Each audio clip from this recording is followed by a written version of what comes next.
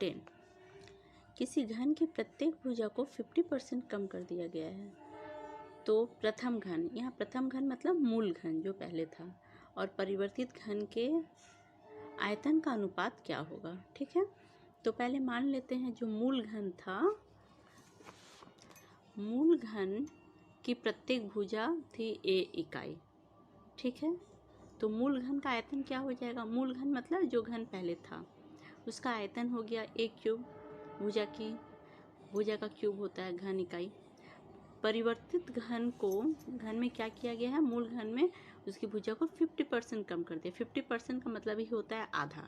ठीक है, तो पहले भुजा थी a, उसमें से क्या किया गया, उसका 50% कम कर दिया गया। तो a माइनस a का 50%, 50% मतलब 50/100। इसको सॉल्व करके आया a/2। तो 50% का मतलब ही होता है आधा। जो भी है उसका बाई 2 करने से ही आधा हो जाएगा। इसको माइनस करने पर a/2। तो परिवर्तित घन का आयतन क्या हो जाएगा, a/2 हो गया प्रत्येक भुजा, तो उसका होल क्यूब। a का क्यूब 2 का क्यूब होगा 8 घन इकाई।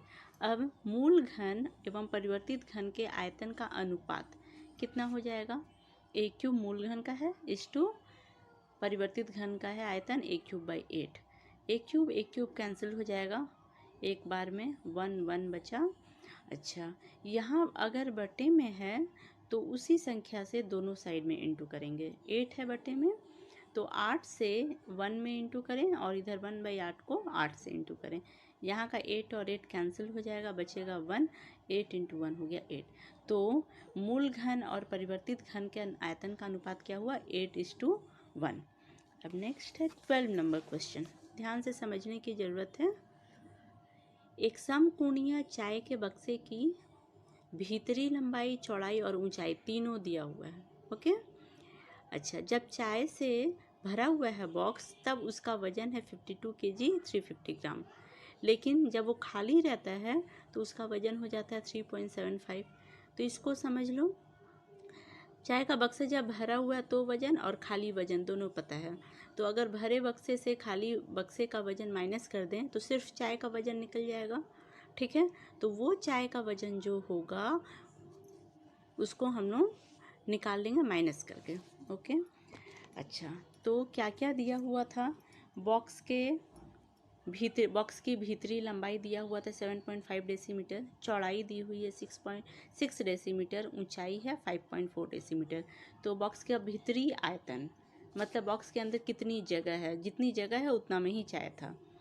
तो लंबाई इंटू चौड़ाई इंटू ऊंचाई, लंबाई था 7.5, पॉइंट हटाने से आया 10, इंटू 6 इंटू 5.4, पॉइंट हटाने से फिर आया 10। 5 से इसको काटे हैं, 5 से 15 बार में कटेगा, 5 से 10 2 बार में कटेगा, 2 से 6 3 बार में कटेगा। ठीक है, फिर 5 से 5 3 15, 5 दूनी 10, ये 2 को फिर 54 को काटो, 2 दूनी 4, 2 सते 14। तो ऊपर कितना बचा, 27 इंटू 3 इंटू 3, इसको इंटू करने पर आया 243 घन डेसीमीटर। ये हो गया बॉक्स का भीतरी आयतन जिसमें चाय था। ठीक है, तो भरे बॉक्स का वजन 52 kg 350 ग्राम, उसको 52.35 किलोग्राम लिख सकते हैं। लास्ट में 0 नहीं लिखते हैं, वो ऐसे ही कैंसिल हो जाता है। खाली बक्से का वजन दिया हुआ है, तो केवल चाय का वजन क्या होगा, दोनों को माइनस कर देने से निकल जाएगा, आया 48.6। रफ पर तुम लोग साइड में लाइन खींच करके रफ लिख करके कर सकते हो। अच्छा, तो ये केवल चाय का वजन है। कितने चाय का वजन है, जितना चाय उसमें भरा हुआ था। कितना चाय भरा हुआ था, ठीक है, ये दिया हुआ है इसमें बुक में। जितना बॉक्स का आयतन है वही उतना ही चाय का भी आयतन होगा। ठीक है, तो 243 घन डेसीमीटर था बॉक्स का भीतरी आयतन, और चाय जो उसमें भरा हुआ था उसका आयतन भी वही होगा। तो 243 घन डेसीमीटर चाय का वजन है 48.6 किलोग्राम। तो 1 घन डेसीमीटर चाय का वजन कितना होगा, बटे में इतना किलोग्राम। ठीक है, ऊपर में देखो 48.6 है, नीचे में 243 है, 243, नीचे का नंबर बड़ा है। दैट मीन्स किलोग्राम को हम क्या करेंगे, ग्राम में बदल देंगे। तो 1 किलोग्राम में कितने ग्राम होते हैं, 1 किलोग्राम में होता है 1000 ग्राम, इसलिए इंटू 1000 और ये हो गया ग्राम। ठीक है, 243 को 2 से इंटू करने पर 486 आता है। तो 243 से ये 2 बार में कट गया, 1 10, ये पॉइंट जो हटा था उसकी वजह से आया है 1 10, 0 0 1 कट गया, ऊपर में बचा है 200। ठीक है, 200 ग्राम। तो 1 घन डेसीमीटर चाय का वजन होगा 200 ग्राम। नेक्स्ट बता रहे हैं 15 नंबर। एक घनाकार जल से भरे हौज से समान माप की 64 बाल्टी से जल निकाला गया। जल जब निकाल लिया गया तो हौज भरा हुआ है अभी भी 1/3 भाग। तो पूरे हौज को अगर 1 भाग मान लें तो 64 बाल्टी निकालने के बाद हौज में है 1/3 भाग पानी। ठीक है, तो हौज की एक भुजा की लंबाई दी हुई है, घनाकार हौज है, प्रत्येक भुजा की लंबाई सेम होगी 1.2 मीटर। तो प्रत्येक बाल्टी में कितना जल आता है, तो यहाँ समझो, घनाकार हौज की एक भुजा की लंबाई 1.2 मीटर है। इसे अगर मीटर से डेसीमीटर बनाए तो इंटू 10 करना होगा। 1.2 को 10 से इंटू करेंगे तो 12 आएगा। ठीक है, ये पॉइंट हटाकर 10 नीचे लाओगे तो 10 और 10 कट जाएगा, 12 बचेगा, 12 डेसीमीटर। ठीक है, तो हौज का आयतन कितना हो जाएगा, भुजा का क्यूब। भुजा है यहाँ 12, तो 12 का क्यूब, 12 का क्यूब मतलब 12 इंटू 12 इंटू 12, तीनों को इंटू करने पर आ जाएगा 1728 लीटर। लीटर क्यों लिखा गया है, घन डेसीमीटर को हम लोग लीटर भी कह सकते हैं, इसलिए यहाँ लीटर लिखा हुआ है। ठीक है, हौज से पानी निकाला गया, लिखा हुआ है कि जब पानी निकाल दिया गया तब था 1/3 भाग।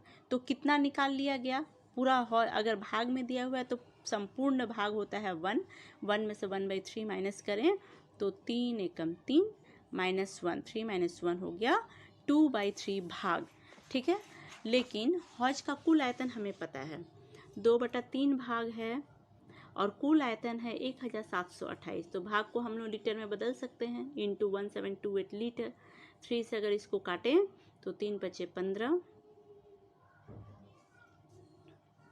3 सत्ते 21 और 3 छके 18। ठीक है, तो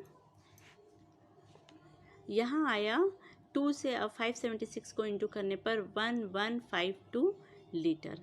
ठीक है, तो ये कितना पानी निकाला गया था, पानी निकाला गया था 64 बाल्टी, अर्थात 64 बाल्टी पानी का आयतन था 1152 लीटर। तो चूंकि 64 बाल्टी जल का आयतन होगा 1152 लीटर, तो एक बाल्टी जल का आयतन कितना होगा, एक निकालने के लिए हम लोग हमेशा भाग देते हैं, तो यहाँ बटे में 64। ठीक है, 8 से काटें, 8 हटे 64, 8 से ये कटेगा 144 बार में, फिर 8 से 8 एकम 8 और 8 से 18 बार में, तो 18 लीटर। तो प्रत्येक बाल्टी में कितना जल आता है, 18 लीटर।